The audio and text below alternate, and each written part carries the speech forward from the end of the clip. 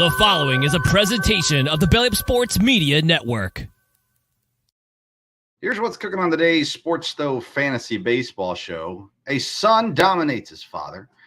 We get into Home Run Derby, how it affects fantasy baseball, the all-star rosters, and who got left out, who shouldn't be on, and, of course, the ever-so-popular ads and drops segment. That's what's cooking on today's Sports Stove Fantasy Baseball Show.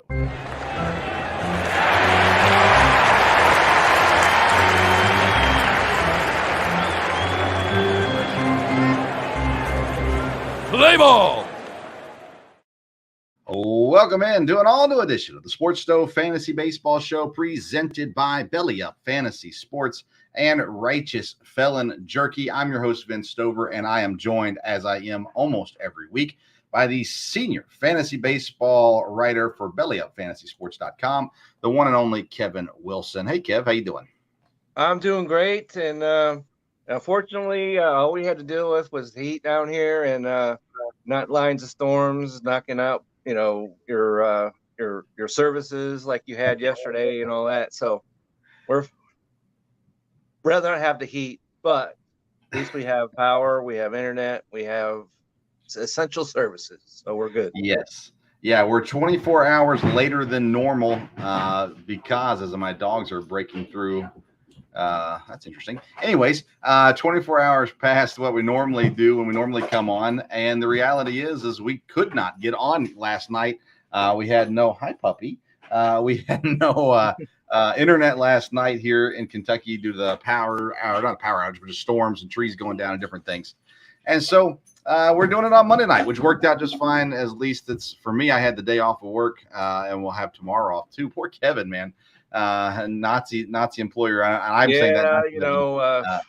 Yeah. What are we gonna do? And my wife agrees with you.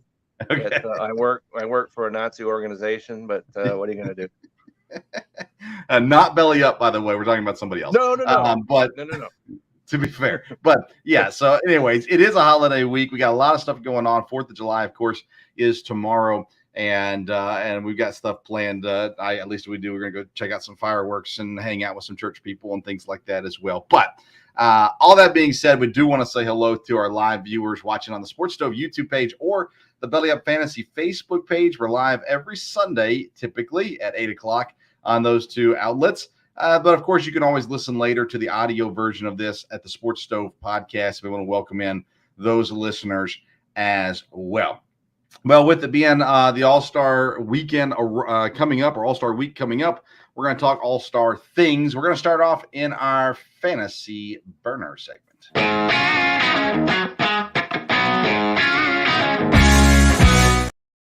All right, for our Fantasy Burner segment, the segment where we take one fantasy topic and try to hit on it relatively quickly, we're going to talk about the Home Run Derby and how we think it will affect or not affect the participants when it comes to fantasy baseball for the rest of the season. I think I have the complete list. I've got Julio Rodriguez, Vlad Guerrero Jr., Mookie Betts, Randy Arozarena, and Pete Alonso. Am I missing anybody? Not that I've heard, but there are some, of course, some to come. That's not the full lineup. Yeah, so they're still working on finalizing that out. Are you one of the people, Kevin, who thinks that the Home Run Derby is a bad thing for the individual, or do you think it's a good thing for the individual?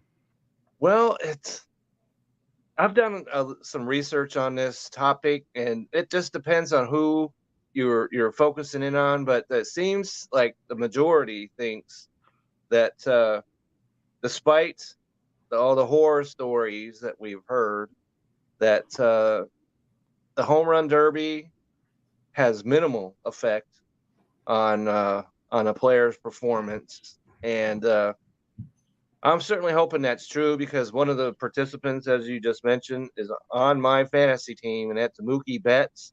Yeah. And he is not typically known as being a home run hitter. And I saw what he said, that he wanted to participate in every baseball function in life. So he's going to give it a go. And so I don't know, if I'm him, I would think maybe there would be more, embarrassment, because he's not going to hit a lot, I wouldn't think. and you certainly don't want to tinker with that swing. So I'm certainly hoping that he comes out of that unscathed.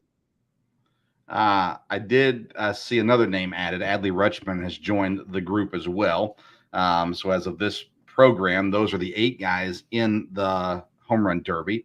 Now, doesn't Mookie have over 20 home runs so far this season? He does. Yeah. I can tell you the whole story right there. Of course, I got to refresh my live stats, but okay, come on. There we go. All right. So Mookie Betts does, in fact, have 22 home runs. Okay. And so he hit, in fact, 2 the other day, and he hit 1. He's hit 3 home runs this week. And wow. So maybe I'm unfounded in any kind of concerns with him. And so maybe he'll put on a good show. Well, that's what I was looking at. So Julio Rodriguez, when I did my research on Sunday, had 13 home runs. Vlad Jr. with only 12 so far this year. Mookie 22, Arozarena 15, Alonso 24, Adley Rutschman has 11 right now. So of the 8 that are currently in, Mookie actually has the second most home runs on the season. That doesn't mean it's going to turn into that in the home run derby, of course, because we know Vlad, even though he only has 12 home runs, we know Vlad can hit home runs. Yeah, he could hit a 458-foot shot, no question. Yeah. And unfortunately, the reason the most biggest is that even I don't know. Anyway, that's probably that's English. Don't follow my English, all right? So, but anyway, that remember a couple years ago, Shohei Ohtani showed up, and that was the reason. That was must-see TV right there. And so he is not participating this year. So that puts a little bit. It's not as good a field without him in it as it would be if he were.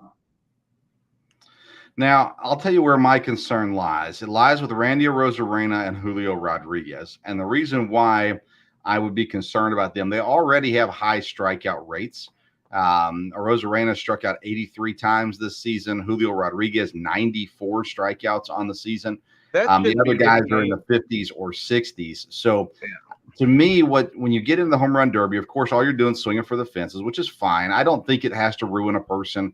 I think you look in the past, it seems like it's ruined some people and others it hasn't. But for me, a guy with a high strikeout rate to come into the home run derby and compete, to me, I would be afraid that they're not going to be able to get mentally where they need to be. They're already striking out too much. So now you get them in a home run derby. Let's say they do well in the home run derby, and now they come back after the All-Star break, and they just can't get their eye on the ball. They can't get it to the point where they're either striking out or home run, which is common, I guess, in the league to a degree. But to me, that's what I'd be worried the most about would be those 2 guys. And especially Seattle. Yeah. That's not his game. If I'm the Mariners, I'm concerned about that because he should not be striking out that much. Right. He should be able to hit the ball, speed, and all that sort of thing. That's way too many strikeouts for Julio Rodriguez. And so Randy Arozarena, we know he's been around for a few years now, so we know what he is. And so that doesn't necessarily concern me a whole lot. But somebody that is – it's like – remember, because he came up last year. He didn't even start the year in the main. Right. So he's been around for about a year now.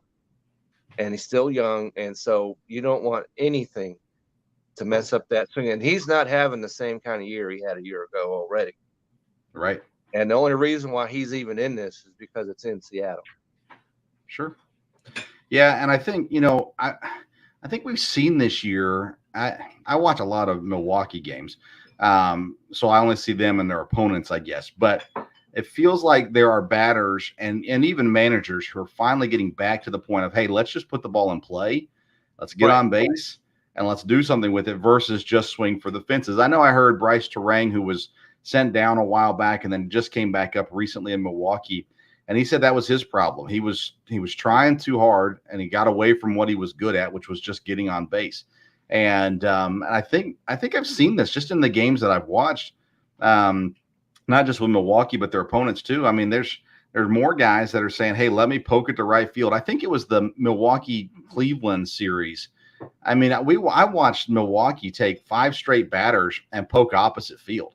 And it was just, it wasn't a full swing even for some of them. It was just poking it over the infield, getting into play, getting on base. And that works still in this league if you'll do it. That's what we've wanted left-hand hitters to do all along. Yeah. And they just won't do it. So I guess we got to, deploy the right-hand hitters, and they'll go the other way. Well, you know what they say, Kevin. Chicks dig the long ball, and so it's hard to get some multimillionaires to poke shots over the infield because they all want to hit those home runs. But hey, it is all about the home runs in the home run derby. It should be a fun field to watch. I like it when you're not your stereotypical home run hitters in the home run derby. I think that's good. So yeah, it should be interesting, and we've got some players that and that's a thing right there, is that you have to take into account that a lot of these guys, they're not home run hitters. So if they slide off a little bit afterwards, they're really coming back to the mean of their normal play. Right. And that's a lot of things that we've seen, that players, they have great first halves, and in the second half they play to what they normally would play. So it looks like they're slumping, but in fact, they're actually doing what they've done in their careers. And they just had great first halves. And, averages catch up to you as it does everybody. Sure. So if you have one of these guys, don't panic. I'll certainly try to remember that when I watch Mookie Betts up there. But I see no reason to get overly concerned, especially if guys that have been around for a while, they know what they're doing up there at the plate. Yeah, and I've got Adley Rutschman on a couple of my teams, and so I'm hoping it doesn't have any effect on the young guy. Right. As he finally gets his chance. He's got just about as much playing time as does Rodriguez. Sure. Yeah, that's true. And so he's another guy. He's young. He's big. Don't mess with that swing. Yeah. Just don't do it.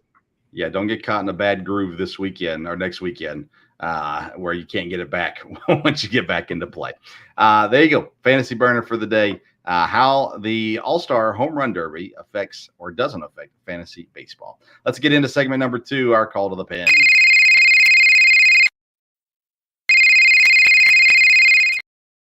Our call to the pen is presented by Righteous Felon Jerky. If you want the purest jerky in the game, you got to go straight to the source. Righteous Felon has partnered with the best natural black Angus beef producers in the land to lock up supply and guarantee the best tasting, best textured, and freshest beef jerky on the market. Righteous Felon, you can get them at righteousfelon.com. Use promo code BELLYUP. You're going to get 15% off your purchase. And I saw Righteous Felon in a gas station down the road from my house the other week.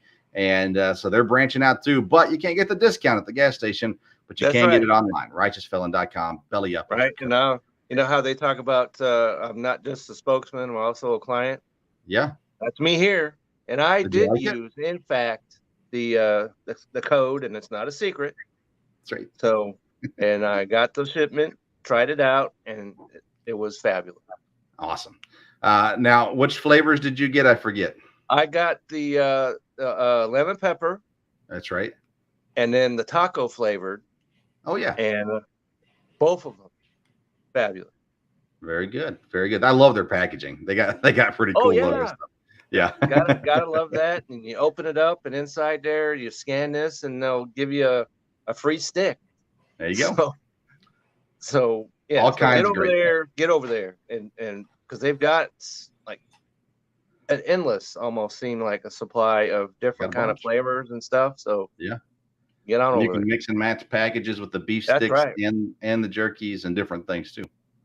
That's right, and you could just lay them out end to end and see which one you like. There you go. All right, let's get into All-Star talk. The All-Star rosters were announced yesterday in full. And but let's start with our starters. I want to go to the American League first. To me, there were too many Rangers on this list, and the Rangers are doing great. The Rangers are doing great. They're having a great season. Jonah Heim, okay, I guess. What a surprise that is. Now he's having a great year. and but he's not Adley Rutschman. So I fail to fully grasp how this happened. Yeah, it's not that he shouldn't be in the All-Star game at No, all.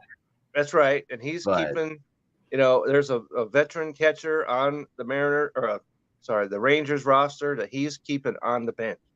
Yeah. So, and Garver. So he's actually playing well, and Yes. he deserves to be there. But The I other don't get guy it. that I question as a starter, really even as an all-star, honestly, is Josh Young, the third baseman. He's young, he's talented. I Right, don't 'cause he's think a he's guy that the can best talk third about baseman in strikeout. the American League. Yeah, anybody that strikes out 3 or 4 times in a game should stay well clear of the All-Star game. I was surprised by that one, probably more than anything else. Yandy Diaz at first was a little surprising as well. Of course, Tampa's but in he's first leading the place. American League in hitting, so I can Yeah. kind of understand that. Yeah. But it was still a surprise. Yeah, I don't think that it was. Again, I don't think I don't have any issue with it or anything like that. I just when I started reading the names and I was going, my goodness, wait, Yandy Diaz is the starting first baseman for for the American League All-Star game. I didn't see that one coming. But I want to go back to Josh Young for a second. Jose Ramirez. I mean, he's the top fantasy third baseman. I would assume he's a good bit better than Josh Young, who's way down the list on fantasy points. And, I know fantasy points yeah, isn't what makes the All-Star game, but and he's the guy that I actually added to my team a couple of weeks ago, and then only to see him strike out 3 times. And so I was like, nope, can't have it. And third base is not a position of need on my team. Anyways, I just added him because there was openings and not, it wasn't a full slate of games. So I went ahead and added him. And that lasted all of 2 days. And then I said, nope, not having it. Ramirez, Bregman, and Devers are all having far better years than Josh Young is to this point. And again, it's fan voting has a big part to do with this, and it is what it is. Yeah, but that's the part that really surprises me, that the fan even know who Josh Young is. The Rangers fans apparently came out and voted. I mean, my goodness. And they defeated the Toronto, contingent. Yeah. Because the entire country votes for the Toronto Blue Jays, and that's why their entire team practically was in the the final running. Yeah. So Marcus Semien, Corey Seager, again, both make sense. Can't have a problem with either one of them. Yeah, Trout, Judge, and Arozarena in the outfield. Shohei, of course, is the DH. All that makes sense too. Judge being injured probably won't participate. But no, he can't. He can't even walk out on the field. So they're going to have to find. And then I was reading this morning, because he won't play, then there might be another Ranger in the starting lineup, and that would be Garcia. Oh yeah. Yeah. So yeah, it's going to be Ranger and Brave heavy in this All-Star game coming up. On the bench, infield is full of Toronto Blue Jays. Bo Bichette, Vlad Guerrero, Whit Merrifield, all there. The A's. What in the world is Whit Merrifield there for? Well, he's had a good year, hasn't he? He's had a good year, but he's droppable. Well, in fantasy, fantasy. So I'm not. And this I'm is not the players and coaches that are voting for the bench guys. Right. And they're supposed to be the ones that are super knowledgeable about the game. Yep. I was trying to look up real quick. I'm not sure that Whit Merrifield's the guy that's there, honestly. Yeah, you're telling me that it's the 9th inning tie score and Whit Merrifield is the one you want to put your eggs in his basket? I'm not feeling it. Now maybe, you got some injuries that maybe kept some of these guys off the reserve list too. Absolutely. But who knows? The A's, of course, every team has to have a representative. The A's is Brent Rooker. He had that great start to the year. Tony Kemp's actually doing a lot better than him right now, but Brent Rooker makes the All-Star game. So congratulations to Brent Rooker. I mean, it is what it is. Yeah. Ramirez does make it as a reserve, Jose Ramirez. Catchers are Adley Rutschman, Salvador Perez on the bench. Perez, by the way, is not doing well right now, but he's a Royal, so that explains that entire inclusion right there. Exactly. Although I think that you could have put in Whit Merrifield, not Whit Merrifield, but Bobby Witt, maybe even over Whit Merrifield. Not feeling him either. So. Outfielders, Luis Robert, Austin Hayes from Baltimore, Jordan Alvarez, who's also injured. Adolis Garcia is in there as well for the Rangers. So a lot of Rangers, fair amount of Blue Jays, not as many Rays as you would think. Yandy Diaz, Randy Arozarena, are those the only Rays? That's because they only get 11,000 people a game. Yeah, but this is supposed to be fan voting, and you should have. Right. I mean, Wander Franco is better than Whit Merrifield. Absolutely. And so you talk about guys who are that were scorned. He's got to go right up there to the top of the list. And people always talk about, well, he should be on. Well, who should be off? Whit Merrifield, got to go. Yeah, Whit, and then again, Jordan Alvarez he won't play. Judge won't play. Both of those are outfielders, though. So there'll be some new outfielders probably added as well. Pitchers, we won't spend a lot of time on these guys, but we'll give them some props. Ynier Cano, Kenley Jansen, Felix Bautista. That's two Oilers pitchers, Orioles pitchers, relief pitchers. Emmanuel Clase, the starting pitchers, Michael Lorenzen, Framber Valdez, Shane McClanahan, Kevin Gossman, Luis Castillo, Garrett Cole, Nathan Eovaldi, and Sonny Gray back in. Congrats to Sonny Gray. He grew up where I grew up, so huge congrats to him. But so who I don't know. There's not a lot of star power in those pitchers, is there? And Shohei, of course. Lorenzen. What's up with him? The Tigers, right? You got to have one representative, so there it is. Okay. That's the only explanation I have. You saw that one of our fellow Belly Up put out a question: should every team have a representative in the All-Star game? Of which I say no. Really? I say yes. I like say it. No. It's supposed to be the best of the best, and that's already watered down because the fans vote in every year someone that don't belong. And so, except for the host team should have at least one because it's the host team. But beyond that, Lorenzen, that settles my argument right there. I like it. I think it's good to have the best player from every team in the All-Star game because it is the ultimate team sport. One guy cannot win a baseball game. You got to have your teammates there to help you. And guys who are doing well on bad teams should be rewarded for it as well. So I like it. And again, as a Brewers fan, where there wasn't always a legit Brewer All-Star, it's nice to see your guy out there. You see your hat out there running around and things like that. So I like it. I understand why people don't like it. I don't strongly disagree, but I do like it. I think it's good because seriously, what A's fan would have any reason to watch this game? And not that they're going to watch it because of Brent Rooker, don't get me wrong. But, they like to see that hat out there and see him running around. Kids especially, if they're a fan of the team, love to see that hat running around out there. All right. I will, that's just the way I think about it. And It's not like I'm adamantly, I'm not going to watch the All-Star game because Michael Lorenzen's in it. Yeah, but I'll tell you what the bigger problem is, Kevin, than a player from each team. It's the fan voting. I think we got to get rid of the fan voting.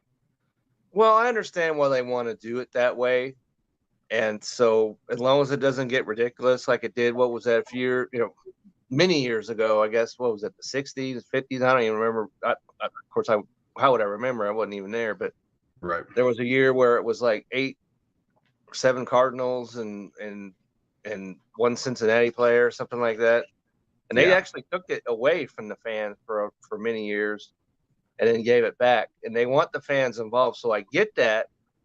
And there's not a whole lot of arguing you can do. There is some. And one of the players when you look for but for the most part, the fans did a pretty decent job. Oh, well, I guess. I look at the National League starting. First of all, I feel bad for the Braves. They're not going to get an all-star break. They're all on the team. That's right. You look at this roster. Orlando Arcia, it's a great story. I love Orlando Arcia. He is not He's not an He's all-star. not. He's droppable. He's another guy that's droppable in fantasy baseball, but he's on the all-star, and he's a starter on top of it all. Right. And Lindor. so that kind of supports your argument a bit. Yeah. That Lindor, Trey what's the man Turner, doing with him? Dansby Swanson, Perdomo, all have better stats than him. Bogarts even has better stats than him. Like, it's just, he just shouldn't be there. And again, I like Orlando Arcia. The other guy that kind of surprised me was JD Martinez. Now I know he's not having a horrible he's year. bashing the ball like nobody's business, so I get why he's there. Is he the best DH in the NL? I think so. Really? And I was kind of like, when he went there, he's like, well, he's nothing but a DH. Yeah. And so that's a problem when we're talking fantasy, even if you have DH in your fantasy baseball world, which you should. But he's hitting the ball. I guess I don't. Of all the problems the Dodgers have had, it's not him. I don't know who is only playing DH for other teams. That's worthy at the very least. None of the Brewers guys are worthy. There are guys that take swings at DH, but I don't know. Everybody's eligible for a DH now, so it's hard to figure that out. And I didn't look at the ballot to see how they had it set up on there. I don't know. I just was a little surprised because you look at JD Martinez in the past, he's been the best guy. You look at him right now, and it's like, well, I mean, again, he's not having a bad year, but no. 19 home runs, 56 RBIs. He's batting .259. In today's baseball, you'll take 259. You will, but to me, starting in the All-Star game, I need you to be what he was 3 years ago versus what he is this hitting year. 310 and stuff like that. Yeah, I get that. I like the rest of this, with the exception of Arcia and Martinez. I like what else is here. Sean Murphy's having a decent year with the Braves. I don't know that he's the best. You can't have no problem with that. Yeah, Freddie Freeman, Luis Arias, Arenado, even though he's on a bad team, you might have been able to find a better third baseman this year stat-wise, but I get it. Acuna's MVP in the NL. And that's right. Corbin Carroll's been amazing. Mookie Betts has been good. Yeah. Overall, I like this. My question on here is Lourdes Gurriel Jr. Sure. And he was actually in the running to be a starter. Now, he is not NL starting outfield worthy. All right. So correct. I don't know how that's going on. I think that the players and coaches are rewarding winners, wanting the teams that are winning. Corbin Carroll being the only starter from Arizona, and Gurriel being the only position player on the bench. And then they do have one pitcher as well. Diamondbacks are having too good a year. Gallen, who I got to say, he's Zach Gallen, because he was a guy that I took a chance on, and he has come through. Listen, the Diamondbacks are having too good a year to only have three guys. I agree. When you have the entire Atlanta Braves roster on here, and I mean, that's really what it comes down to. You need to take some of these Braves off and put on some of these other teams. Catchers, Elias Diaz from the Rockies is the Rockies representative. Yeah, I'm not big on that. Again, you got to have somebody, but I'm letting some cats out of the bag here, but Elias Diaz, if he's not hitting in Colorado, cancel Christmas. Okay. Will Smith, the Dodgers catcher's having a very good year again this year. Can't argue with that. Albies, Matt Olson, Austin Riley, all in there. Again, I'm fine with that. Pete Alonso, good. He's having a good year. Dansby Swanson, he's the Cubs representative. That's fine. Whatever. And all the players the Cubs brought in, and that's the best they could do. Yeah. Juan Soto, he's underachieved this year. He's underachieved for 3 straight years now. So how he keeps getting voted in there, I don't know. Now, again, I'm biased, but I mean, I think Christian Yelich is having as good a year as Soto. He is. And he's actually playing better. Yeah. But Soto's got a slightly better numbers, so it is what it is. It's all good. I'm not mad that Yelich didn't make it. but I watch a lot of Yelich. Anyways, how about Nick Castellanos? You talk about a guy who has come 180 degrees, and he's the guy that we talked about before the season, and he had a miserable year ago, and wow, he's turned things around. You got to be happy for him. He's the only Phillies player in the All-Star game. Out of all the hitters they have, he's their representative. He's it. You mentioned Gurriel already as well with the Diamondbacks pitchers. Camilo Duvall from San Francisco, Devin Williams from Milwaukee, Alexis Diaz from the Reds. That one I don't get. I think there's better guys out there. Josh Hader from the pitcher from the Padres, Zach Gallen, Clayton Kershaw, Marcus Stroman, Justin Steele, Spencer Strider, Josiah Gray. Congrats to Josiah Gray, by the way. Young pitcher in Washington. He's had a really good year. He's a guy who he's pitched well, considering who he pitches for, and he is certainly the Washington's best starting pitcher. Yeah, if he wasn't on the Nationals, he wouldn't be in the All-Star game. But congrats to him. Bryce Elder and Mitch Keller are the other pitchers that made it for the NL. Right. Any player that comes to mind that you say, man, that was a shocker they didn't make it in either division? I think of guys like Kyle Tucker has probably had a better year than some of those guys. I think Wander Franco should be in there. Wander Franco is the guy who stands out with alarms and flashing lights. Why in the world is he not there? And so I'm sure there's a lot of other players. Fantasy-wise, Ketel Marte, highest scoring batter that's not in the All-Star game. Okay. Kyle Tucker's right behind him. Wander Franco is right there with them as well. And then you get into Christian Walker, Spencer Steer, Alex Bregman, Rafael Devers. They start to add up at that point. So that's, I don't know. That's interesting that's the way it kind of shakes out. And to me, though, Franco is a big one that stands out to me as, hey, why is he not there? And considering that they've been the best team in the American League all season, you would think. And it's not like he just came up. He's been there a couple years now, so you would think he's got the name recognition. You would think, yeah.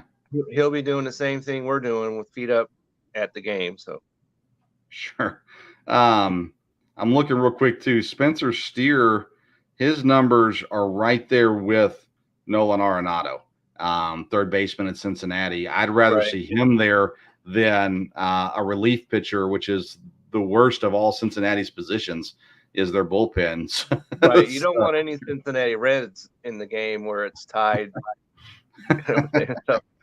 Yeah. And talk about name recognition. Nolan Arenado is there because he's Nolan Arenado.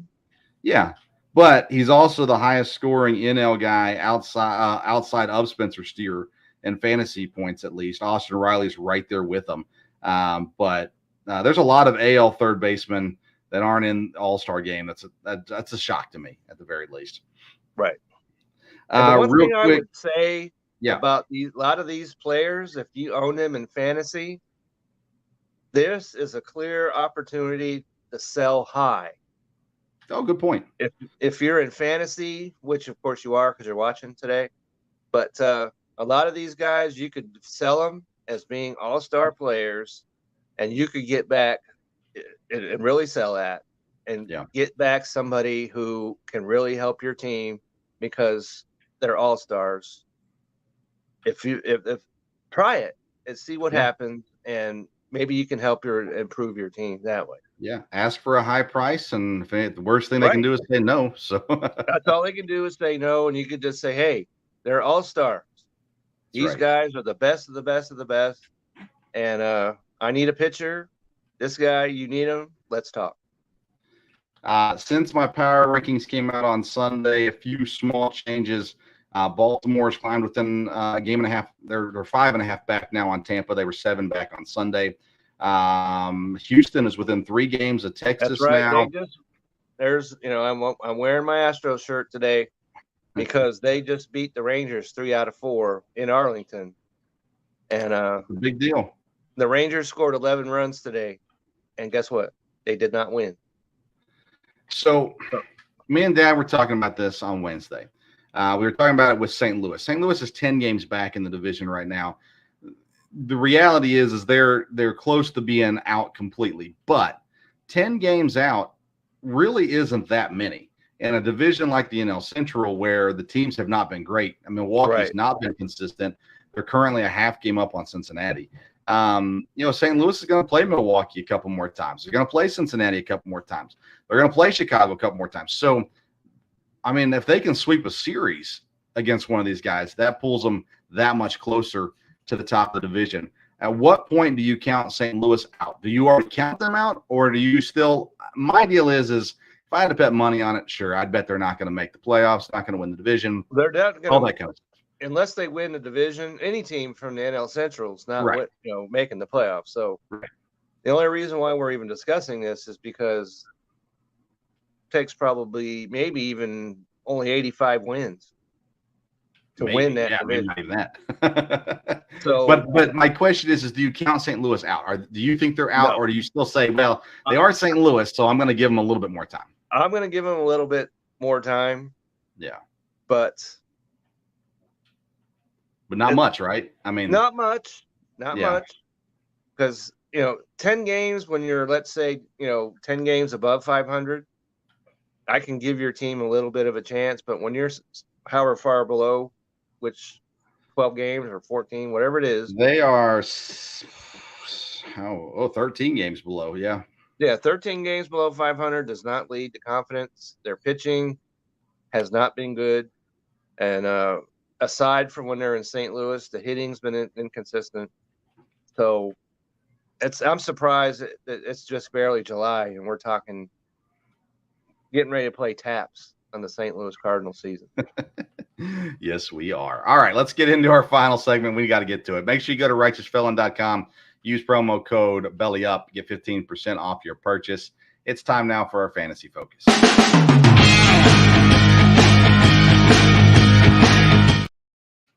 All right, for our fantasy focus, we come in with our ads and drops. Who should you pick up? Who should you get rid of this week? And let's start off with the drops this week, Kevin. Okay. Who we need to get rid of? I only have one guy, but I've got two guys to consider. All right, so I'll let you start though. Who do we need to get rid of? Who do we need to get rid of is coincidentally enough is I'm going to go with Wilson Contreras of those same St. Louis Cardinals. Yeah. And I don't know if you saw the story where he was calling pitches that the pitchers couldn't throw. It's not part of their arsenal. So that reveals some of the problems that's been going on down there. And I see that he's hit a home run today, but still, that's not going to save him. He's not playing every day. That is a big concern for me. And not to mention that he spells Wilson incorrectly. But and he's at 73.1% owned. I dropped him and picked up his brother. And so I was quite happy with that.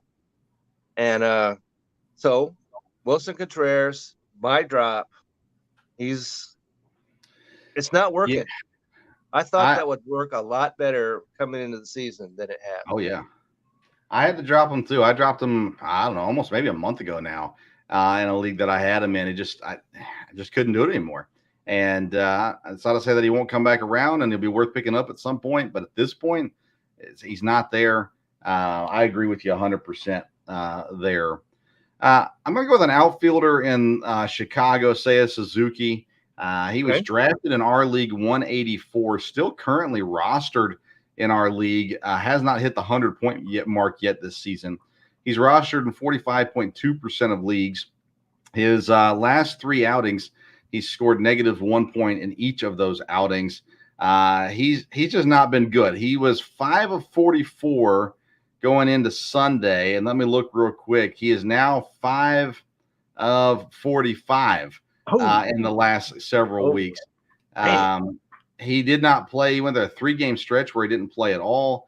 He's played the last 3 games. He came in late in the game today against Milwaukee and got one at bat. and struck out. But nonetheless, Seiya Suzuki should not be rostered right now. He's an outfielder. There's plenty of guys you can get out there right now that are putting up points. So Seiya Suzuki is a guy to me you got to get rid of. Like I said, he's Drew Childs has him in our league. I'm not sure what he's thinking, but can't have Seiya Suzuki on your team right now. Nope, I agree with that. And another guy who's at 64.1% owned, plays for the San Diego Padres. That's Jake Cronenworth. And he's gone 0 for 4, 1 for 3, 1 for 5, 0 for 1, 1 for 4. And so he's only hitting 208 on the season, and he's providing you nothing in steals. He only has 3 on the year. And so when we talk about disappointments, which, seeing as how I'm a Dodger guy, I'm glad to see that the Padres are disappointing. But Jake Cronenworth was a guy who I thought much higher of than what he's performed. And second and first base, especially if you're in a 10-man league, there's got to be a guy on the waiver wire that you can go and get and give you better production than that. It sounds like we're coming apart over there. So, well, my son's throwing dishes. Throwing dishes. Okay, so he is my second nomination. Drops Jake Cronenworth.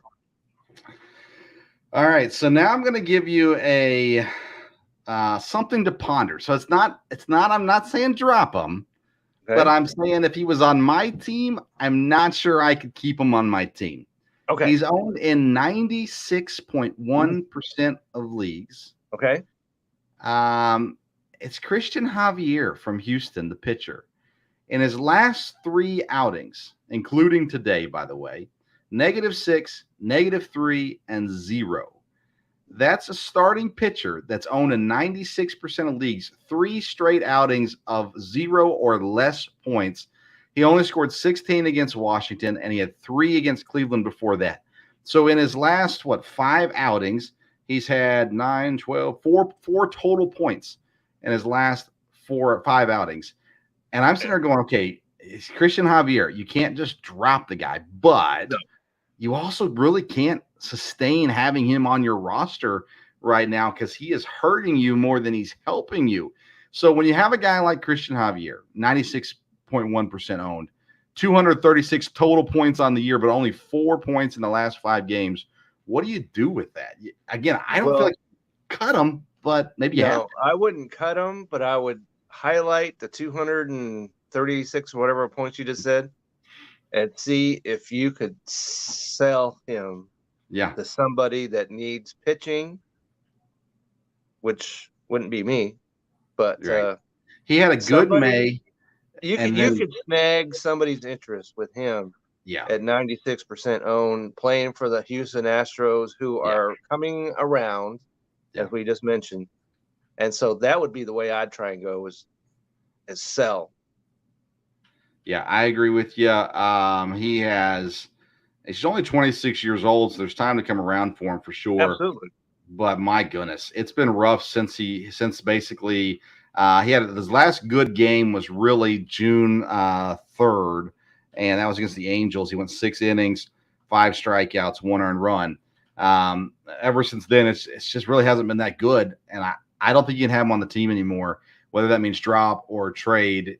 I think you have to move on from Christian Javier. I would certainly try and trade him, but we're not helping whoever owns him. I'm talking about him right now, but all right, who else do you have to drop? Okay, so a player that I don't know if people are paying attention, just went on the injured list, and is a guy that I've talked about before, and that's Brandon Drury of the LA Angels, who just went on the injured list. And so if you have a spot open, which not a lot of us do on your IL, I suppose you could stash him.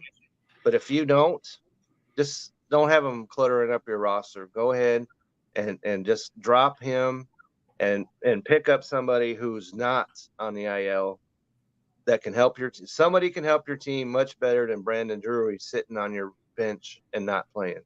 Agreed. All right, I've got another guy that's maybe not quite drop, although I think I could be wrong. You may have said to drop this guy before. He's owned in 92.6% of leagues. He just came back off the injured list against Kansas City. Pitched 3 innings, 5 earned runs, only 2 strikeouts, -8 points. Julio Urias from the Dodgers. Before he got injured, he went 3 innings against St. Louis, -9 points. He had a good start to the year, and then he tapered off against the Cubs in April, 7 points, then -5 points, then against Pittsburgh, 2 points, against San Diego, 9 points. Now St. Louis and Kansas City in back-to-back starts, negative points. This is just a guy. Now, I've never been a fan of his anyways, but it's a guy that I look at and go, I just don't think I can afford to have him on my roster. Well, I might be a little more patient with him than some other guys would. But, yeah, I'm right there with you. And I was going to talk about his L.A. Dodger teammate, Tony Gonzalez. Oh, yeah. Because I don't know if you saw that right after Urias. He went out there yesterday in 3 2/3 innings, 4 runs on 6 hits with 3 walks, -5 fantasy points. Yeah. So thanks a whole lot, Tony Gonzalez. And he's at 67.9, not quite Urias level, but that's still pretty high. His last 3 starts, he has 2 points, 8 points, -5 points. Yeah. And so, especially in a league like ours, there's got to be a pitcher that can give you, and there in fact are pitchers, which I'm sure we'll get into in a minute, that can give you something better than 2, 8, and -5 fantasy points. So Tony Gonzalez, if you can't do it against Kansas City, it can't be done. So I agree with that. I had him in 2 leagues that I'm in, dropped both leagues, and good, night. Yeah. Cancel Christmas. There's nothing but lumps of coal going on right here. So here's the thing. Tony Gonsolin, he's got almost very similar, almost identical numbers to Julio Urias. He's pitched 3 more innings. He's got 6 less strikeouts. He does have 12 more walks. But earned runs, Urias 32, Gonsolin 25. To me, there's Clayton Kershaw might be the only guy you can have on a Dodgers rotation right now in fantasy baseball, and he's injured, but he just got put on the injured list. But that's where I look at with the Dodgers pitching right now is Clayton Kershaw. Now, I think the Dodgers are going to add somebody at the trade deadline, and that's going to help them. But for now, Kershaw is the only pitcher I'd be comfortable having off the Dodgers starting pitchers. I agree with that 100%. And so that the fact that the Dodgers are even hanging around with this kind of a pitching staff is Dustin May injured. Walker Buehler, of course, hasn't played yet this year. Noah Syndergaard, who is not having a good year, he's injured as well. It's not pretty right now for the Dodgers rotation. No, it is not. And so this is I'm going to bring up something right here because in another league that I'm in, all right, talking about the Dodgers, okay, and guy by the name of Emmett Sheehan. Yeah. Now he's pitching, pretty decently, but in that league that I'm in, Emmett Sheehan, I was offered to him for Bryce Harper. Now I don't know if he was, dropping acid before because he sent this to me. I said no. Then he responded by sending it to me a second time, which I still said no. So there's 0 chance I'm trading Bryce Harper for Emmett Sheehan. You have Bryce Harper, is what you're saying. I have Bryce Harper. Okay. Yeah. Yeah, that would be an immediate no. There are some guys that I wait a couple minutes to decline. There are other guys where I immediately go, no. I immediately, as soon as I said, okay, he pitches for the Dodgers, so of course I know who he is. I look, okay, he's pitching pretty well, but then you see, well, he may even be on the Dodgers starting rotation with some of these guys coming back we just talked about. Yeah. And so, but even if he was, I'm not trading Bryce Harper. No. For Emmett Sheehan. Okay. Not away. No way. No way. Okay. I was born at night, but it wasn't last night. That's right. Okay. All right. Hey, let's get into our ads. We got to keep Okay. this thing moving. Who Keep we it rolling. adding this week? All right. Let me switch over because I was at one place. I'm going to Going start to my- off with I'm Okay, trying go to ahead. pick guys that we haven't talked about, and I think we've talked about some of these guys before. But Trent Grisham, 2.6% owned. In his last 7, he's batting .263, slugging .737, 2 home runs, 2 stolen bases. Trent Grisham is the ultimate veteran. He has done it before. He's not had his best years this year or last year, but right now in the last week, 21 points. He's doing what he needs to do, and the team loves him. Trent Grisham's a guy the team absolutely loves. So he's going to get as many opportunities as they can give him as long as he's hitting, and right now he is hitting. And so if you need outfield help, I like Trent Grisham to add to your team. Okay, so I'm going to go pitcher here.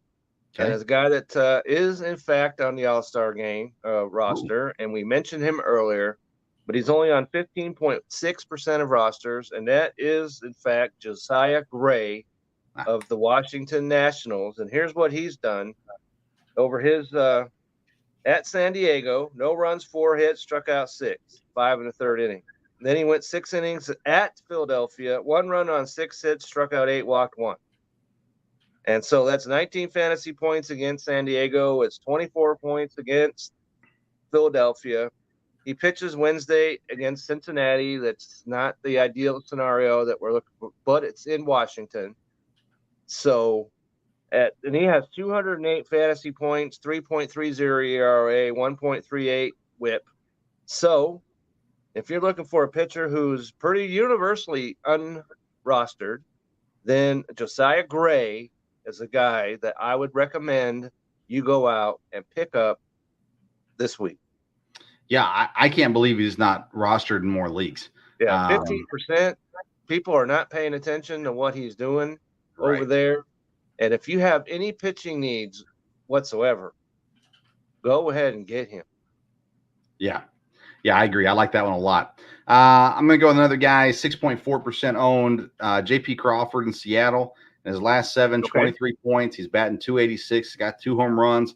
This is a kid. I say kid, but this is a guy who, when he came into Philadelphia, when he got called up in Philadelphia, he was going to be the next great thing. And he just didn't turn out there. And he was kind of on the bubble. He was kind of a utility guy there for a couple of years. Finally gets traded to Seattle.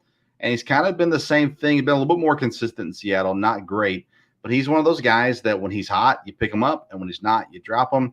Right now, he's playing decent baseball. And if you need a shortstop, there's a lot of shortstops. But if you need a shortstop, J.P. Crawford's one you can add. Okay, I like that pickup a lot. And another pitcher who's at 5.3% owned, and that's Kenta Maeda from the Minnesota Twins, who was injured. And at Atlanta, 2 runs, 5 hits, which doesn't sound like a whole lot until you realize that Yuri Perez got lit up for 6 earned runs in 1/3 of an inning. So he survived Atlanta. And tomorrow he is pitching against the Kansas City Royals, who will make anyone feel better. So get him some Tums, right? And you'll feel better adding Kenta Maeda.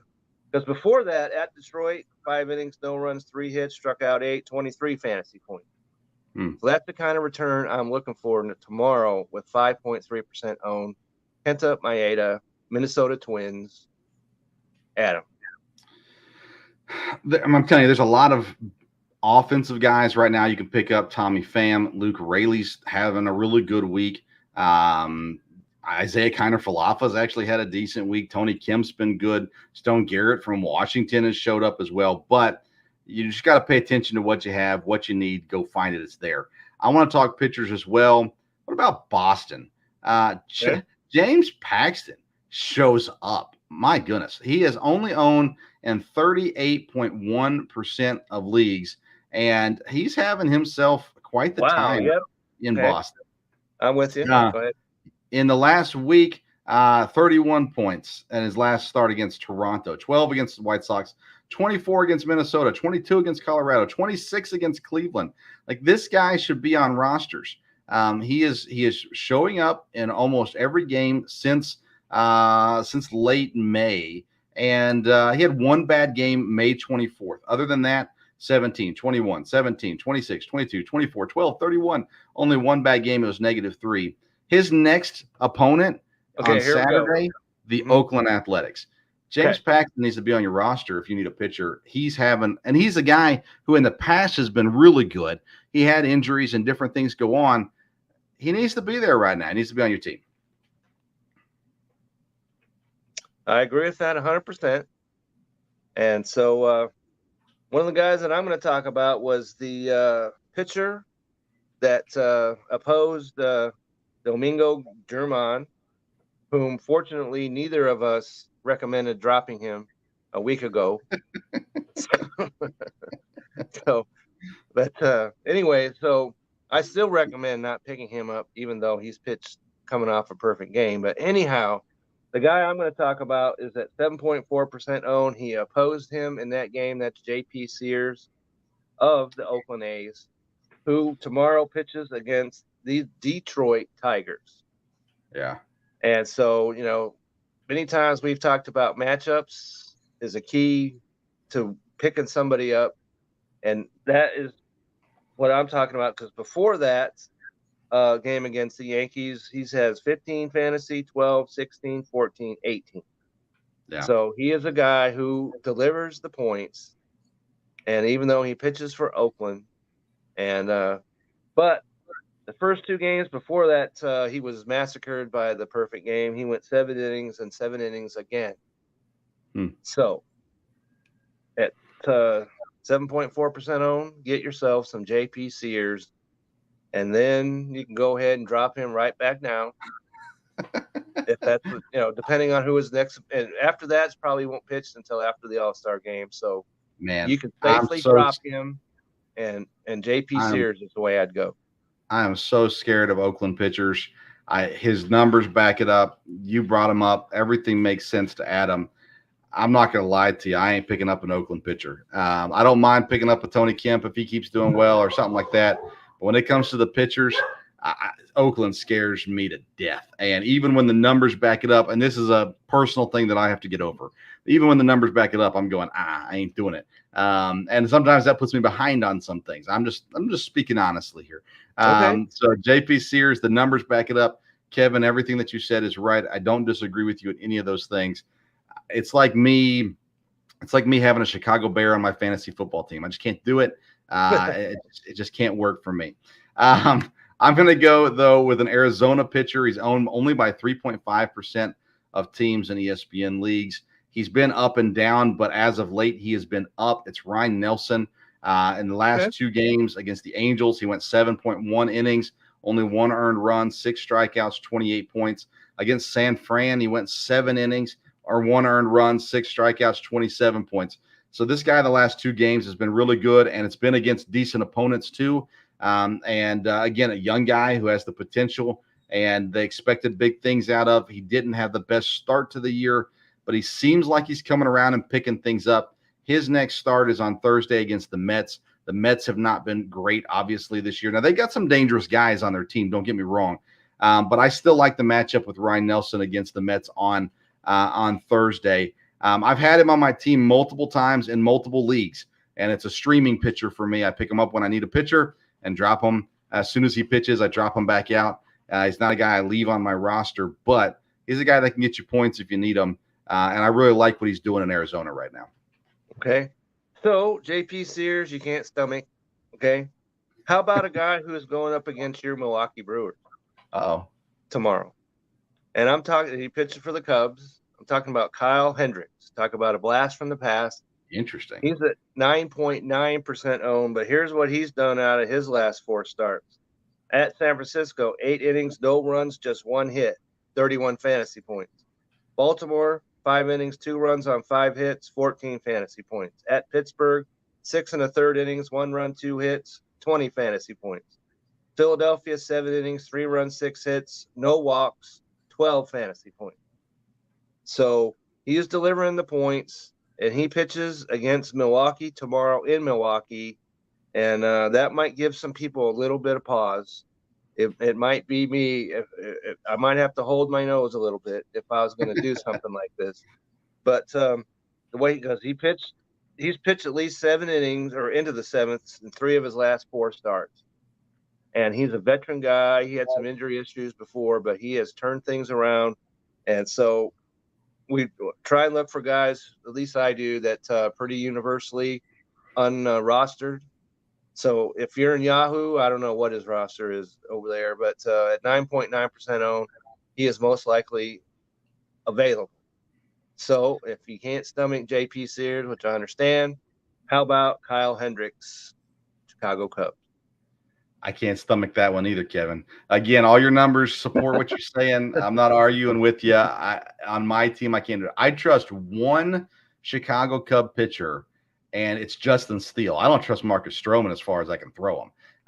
But Justin Steele, I do believe in him. And he's a guy I've had, and I had to drop him, not in our league, but in a different league. I dropped him trying to stream him earlier in the season, and someone else picked him up, and they haven't dropped him since. And I regret it to this day. But Justin Steele is a guy I trust. Marcus Stroman, I don't like at all.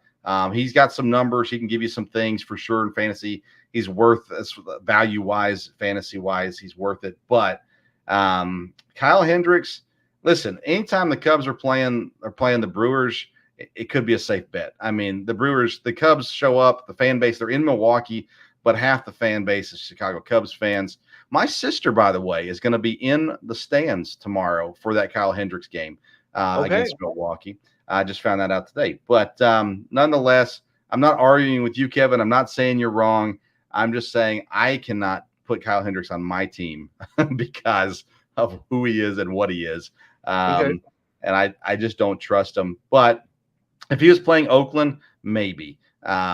Maybe. Like I'm pretty willing to throw anybody against Oakland or against Kansas City. I'm willing to look at those guys, but I couldn't do it. Not saying you're wrong. I just couldn't do it at this point as well. I'm letting my my downfalls come out here in this episode, showing everybody where I struggle with fantasy stuff. I mean, you go to fantasy football. It's the same thing for me. There's certain teams, I don't care how good they are, they ain't on my team. So it's not a wise way to do it. I wouldn't suggest it for most people, but for me, I can't sleep if I got Cubs on my roster. So I don't want to cause anybody to have indigestion or any kind of thing like that. So, but so let's see if I can come up with someone who is a little more, because I talked about Josiah Gray was a great one. Okay, Emmett Sheehan is at 20.5% owned. Pitches tomorrow against the Pittsburgh Pirates in Dodger Stadium. Maybe that's a guy you might be able to stomach a little bit easier than the two guys we just brought up. Sure, why not? Very good, very good. All right, let's talk about what's going on in the realm of BellyUpFantasySports.com. Kevin, did you just come out with an article, or you're coming out with an article? No, I was away from home this past week, and so I have not posted an article as of yet. And you can be relatively positive that there will be one coming out shortly.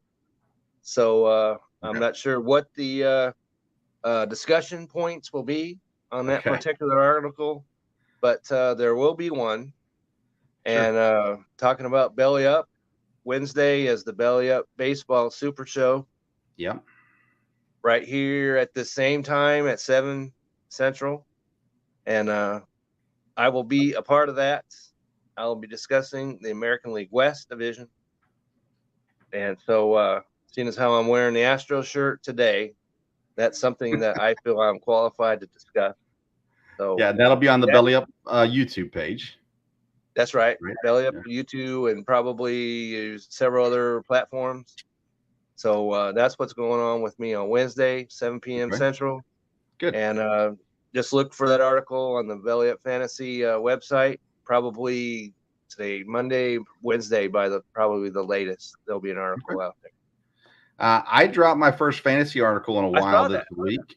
Major League Baseball players to buy low on before they get traded. So kind of I just put 3 guys in. There were other guys I wanted to include. Josiah Gray was actually a guy I considered, but with him being as young as he is, I didn't think that maybe Washington would let him go just yet.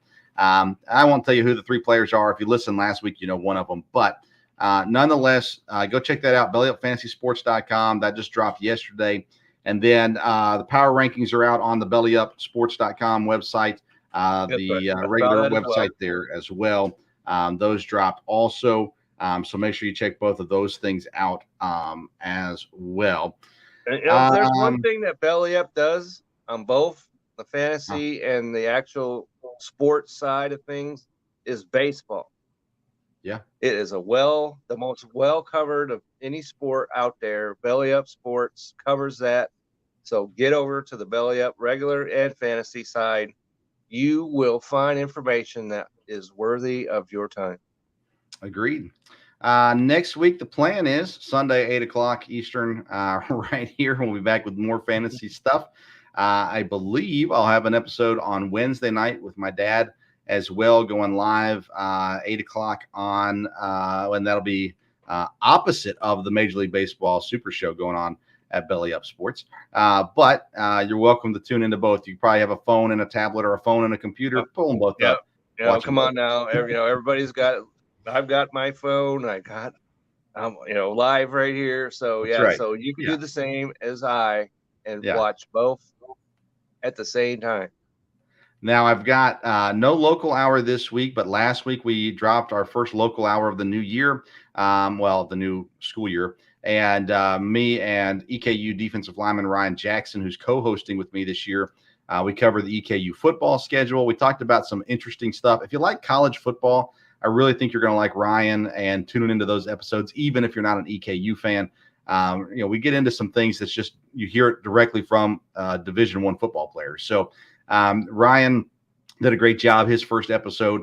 We're not going to have one this week, but next week we should hopefully have one getting into position previews. So we talked to position coaches and a player from the position as well, and is always a good time there. And so make sure you check that out next week. Again, you can listen to all past episodes on the Sports Stove podcast, wherever you get your podcast, or on YouTube as well, on the Sports Stove YouTube page also. Happy Independence Day, Kevin. Happy Independence Day to you as well and everybody out there. I just want to remind you that to be safe. Yes. Everyone. And don't pull any what was his Terry Jason Paul? Oh, Pierre Paul. Okay. All right. Okay. Yeah. Don't blow your hand off. Okay. Yeah. Don't do that. And but have fun. And we would be severely remiss if we didn't mention on this fantasy baseball show, because you mentioned it at the top, you and your dad went toe to toe, and you mentioned last week that he was exposed, and you went ahead and drove the stake further into his heart. So I'm just going to turn it over to you and let you shine with the victory here for a second. Kevin, I don't like to brag, but that being said, I don't know if you remember last year I took you down in the conference championship round. I kind of remember that. Yeah. Okay. But Dad, who was 11-0 2 weeks ago, lost last week for the first time, and now 2 weeks straight lost. Exposed is the right word, Kevin. A fraud. He doesn't know how to play fantasy baseball, and I dominated him 358-319 last week, led by my top performer, Colin Ray of the Milwaukee Brewers, giving me a 21-point outing there. And I'll tell you what, I love our fantasy league. It's a lot of fun. We need to give shout out to Mike Brown, who had one of his best weeks. Co-founder of Belly Up Sports. Interesting you mentioned that, because I was on with Chase yesterday morning. Oh yeah, and he was quite confident that he was going to take Mike Brown down. He even mentioned it live on the show. And then when I saw the score, I'm like, wow. 420-385. So definitely shout out to Mike Brown. Kevin, on the power. You had the best week, 445. You're playing against someone whose team name is Sell the Team Bob. I think maybe Brennan needs to sell his fantasy team. That's right. He is now 5-8 on the year. Our reigning champion, Dan D'Amico, won again this week. He's still staying in the playoff race. And Nick Macaronis on a I am 2-game win playing streak as him, well. Vince, this week, the defending champion. You're playing Dan this week? Dan and I going toe-to-toe this week. You're currently leading that series, 37-31. I've got sell the team this week, so that should be an easy win for me. Nathan Nguyen, only 1-12 on the season. He's currently up on Drew Childs. So congrats there. Take a picture of maybe all you get this week. That's right. And Dad's down by 9 to start off the week. So there you have it. So yes, we've finally exposed my dad. We know what he can and can't do, and now we're dominating every single week against him. We'll see if he can get back on track this week. And excited. I tell you what, I really do like our league. It's a fun league, and excited right now. Pull up the standings real quick. Dad and Kevin are tied at 11-2. I'm in sole position of third place right now, followed by Brandon Brown, Mike Brown. Chase Thornton, Mike Brown, and Dan D'Amico, and Drew Childs, and Nick Macaronis are all 6 and 7. So that battle for that fourth playoff spot is going to be a tight one the rest of the way. Because we just do the 4 teams, I think, right? Yeah, stay tuned for coming down to the wire fantasy baseball. I love it. All right, that's it for today. Do enjoy yourself on the 4th of July. I hope that you get to spend some time with family or friends celebrating the independence of our country. And excited about what is ahead as well. Make sure you tune in again next week. Follow Kevin on Twitter at Kevin62, WILSEA. And you can follow me at Sports Stove as well. BellyUpFantasySports.com, RighteousFelon.com. Use code BellyUp, 15% off your purchase. Thank you for tuning in to today's edition of the Sports Stove Fantasy Baseball Show. Until next time, we'll see you around the Sports Stove. Everybody have a great holiday.